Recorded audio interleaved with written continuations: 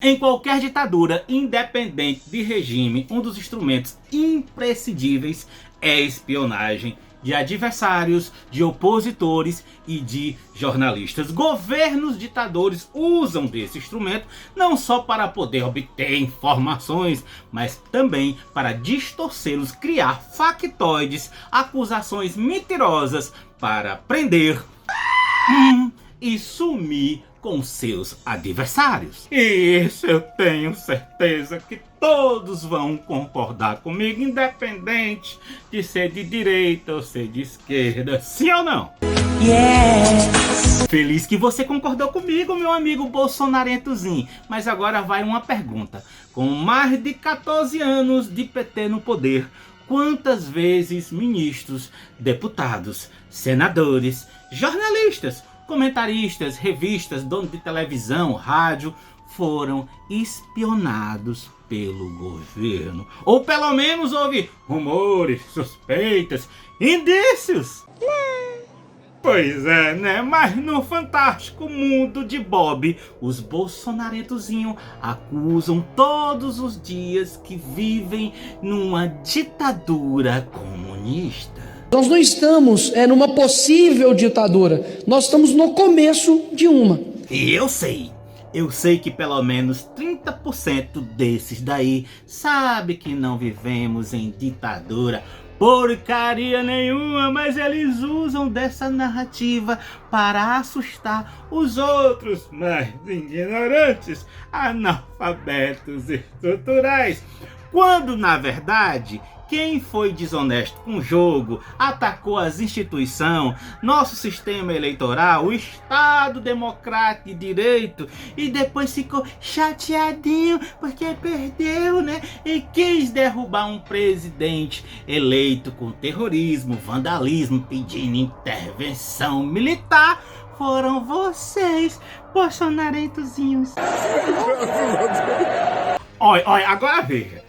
Tudo que eles fizeram perante a nossa Constituição Federal tá lá nas 4 linhas. É crime, bebê. Por estarem sendo investigados, indiciados, presos pelos seus prováveis crimes, dizem que estão vivendo uma ditadura comunista. Eles achavam que o Brasil era terra de ninguém, que eles podiam fazer e acontecer, que não seriam punidos. Tá brincando? Foi tipo assim, né? Fizemos todo tipo de coisa. Mentimos, caluniamos, difamamos, ameaçamos autoridades, atacamos as instituições, fechamos BR, queimamos pneus, cantamos o hino nacional para pneus, quebramos tudo, o STF, o Congresso, e no fim não deu em nada, não deu certo o plano. Então o que é que faz? A gente esquece tudo, esquece, bola pra frente, que nas próximas eleições a gente faz tudo de novo. É, tá bom. Pois é, meus herculoides, mas a conta chegou e muitos desses personagens valentes agora estão com o carretel do couro na mão. Chegou a vez de um tal de Ramagem do PL, que acordou nesses dias com o toque, toque, toque, é a Polícia Federal. E por quê? Porque existe fortíssimos indícios de que ele comandava uma estrutura clandestina montada para espionar políticos, adversários e inimigos de Bolsonaro. E o melhor, tudo pago com o seu dinheiro e o meu, tudo pago com dinheiro público. E não foi... Olha, foi coisa pouca não, foi corra de milhão. Eu faço o que eu posso. Rapaz, agora fiquei com medo. Será que o jumentinho foi espionado também? Será que me viram com as minhas cuecas já furadas? Tá, mas vamos entender essa investigação e essa história. Tudo começou quando Michel Temer, no final do seu mandato, comprou sem licitação um tal programa espião de uma empresa israelense. O nome do programa era First Mile. E nesse programa basta você digitar um número, olha só, basta você digitar o número de um telefone que ele mostra no mapa onde que esse telefone tá e todo o histórico de deslocamento em tempo real. Dá pra acreditar num negócio desse? As investigações dizem que ele chegou até a invadir, ou tentou invadir, a operadora TIM. E tudo isso para espionar as pessoas durante a campanha eleitoral de 2018. Eu afirmo que é fraude. Pois bem, menino, senta aí que a história é boa. Lá nas eleições de 2018... a segurança de Bolsonaro, não só de Bolsonaro, de qualquer candidato à presidência de república, é feita por Polícia Federal. E na equipe tinha um cara chamado Alexandre Ramagem, na equipe de Bolsonaro. Depois de dar posse, Bolsonaro ganhou e tal, depois da posse, esse Ramagem virou diretor da Agência Brasileira de Inteligência, ABIN. Ele era subordinado direto do general Heleno, que era o principal conselheiro de Bolsonaro, ok. No começo de governo Bolsonaro, tinha um ministro chamado Bebiano, que era coladinho com Bolsonaro, mas que ele durou pouco tempo, porque ele brigou com Carlos Bolsonaro e foi exonerado do cargo, ok. Quando ele saiu, ele fez uma denúncia gravíssima. Ele já tinha alertado que o Carlos Bolsonaro queria criar uma ABIN paralela, quer dizer, uma estrutura de espionagem para vigiar os inimigos de Bolsonaro. Um belo dia o Carlos me aparece com o nome de um delegado federal e de 3 agentes, que seria uma ABIN paralela, porque ele não confiava na ABIN. Depois dessa denúncia, que foi até no Roda Viva, não sei se vocês lembram, ele dizia lá no Roda Viva que tinha medo de ser morto. O Bebiano, que só tinha 56 anos, que era atleta, acho que lutava até jiu-jitsu, ele morre misteriosamente de infarto poucos dias depois. E olha que interessante, o vice, o Mourão, criticou até um pedido de autópsia para investigar a causa da morte. Isso me lembra tanto as eleições de 85, não sei porquê. Eu só estava conferindo. Pois bem, em 2020, meses depois da morte de Bebiano, Bolsonaro criou por decreto o Centro de Inteligência Nacional, que era um departamento de espionagem dentro da ABIN. Uma estrutura de espionagem separada dentro de uma agência que era de espionagem. Como é que é? E quem mandava nessa estrutura toda era Ramagem, que inclusive, além de ser de confiança de Bolsonaro, também era amiguito de Carluxo. Não me diga! Então consta na investigação de Polícia Federal, não é o Jota que está dizendo isso, que esse Centro de Inteligência Nacional começou a usar o programa para vigiar pessoas de interesse da família Bolsonaro, sem autorização nem conhecimento da Justiça, do Ministério Público, muito menos da polícia. E estava sendo usado justamente naquela época das investigações da rachadinha contra Fábio Bolsonaro.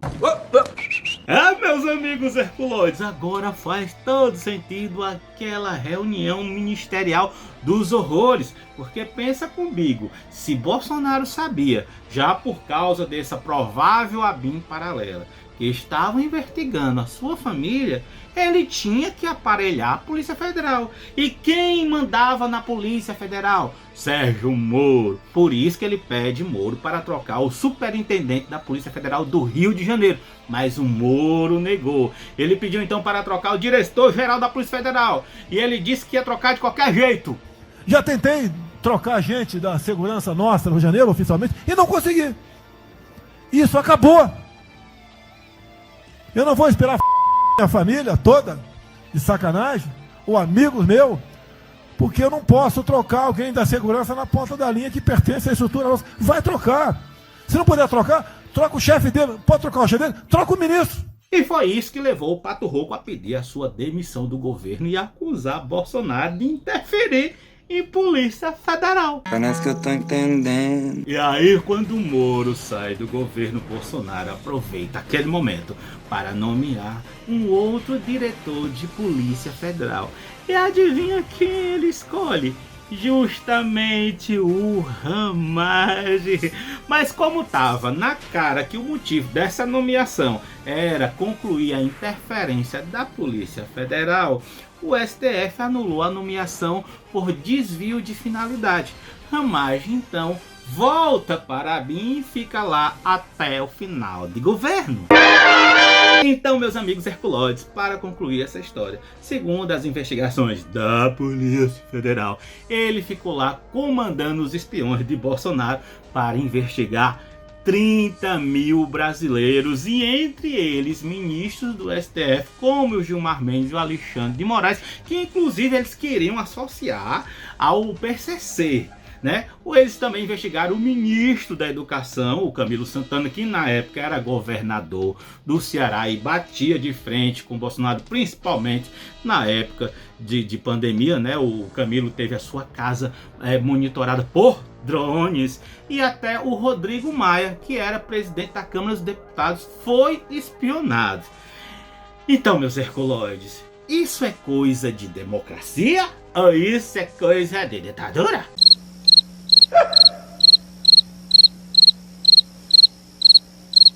E olha só, eu não quero falar de história, eu tento não falar de história, mas eu não consigo, né? No final da década de 1950, o embaixador brasileiro Manuel Pio Corrêa montou no Itamaraty uma estrutura clandestina de espionagem para monitorar e investigar cidadãos brasileiros e estrangeiros supostamente envolvidos em atividades comunistas. Anos mais tarde, em 1966, sob os auspícios da ditadura militar e o seu famigerado Sistema Nacional de Informação, que era o SNI, a estrutura de espionagem montada pelo embaixador foi então oficializada e recebeu o nome de Centro de Informações do Exterior, ou apenas CIEX. Estima-se que o órgão de espionagem seja direta e indiretamente envolvido com pelo menos 68 casos de desaparecidos brasileiros por agentes da ditadura militar. Meus amigos herculoides, agora deixa eu contar uma coisa para vocês. O caso mais intrigante dessa ABIN paralela foi que, segundo a Polícia Federal, até a promotora de justiça de Rio de Janeiro, a Simone Sibilho do Nascimento, que investigava a morte de Marielle de 2018 a 2021, foi espionada. E aí eu pergunto, por que Bolsonaro queria espionar a promotora de caso Marielle? Não me admiro mais de nada. Agora que estão sofrendo busca e apreensão, que estão sendo investigados, indiciados, presos, eles acusam o governo, que não tem nada a ver, a polícia, mas enfim, o governo de ditadura comunista. Então eles estão acusando o governo de ditadura comunista por serem investigados por ações e comportamentos de ditadores.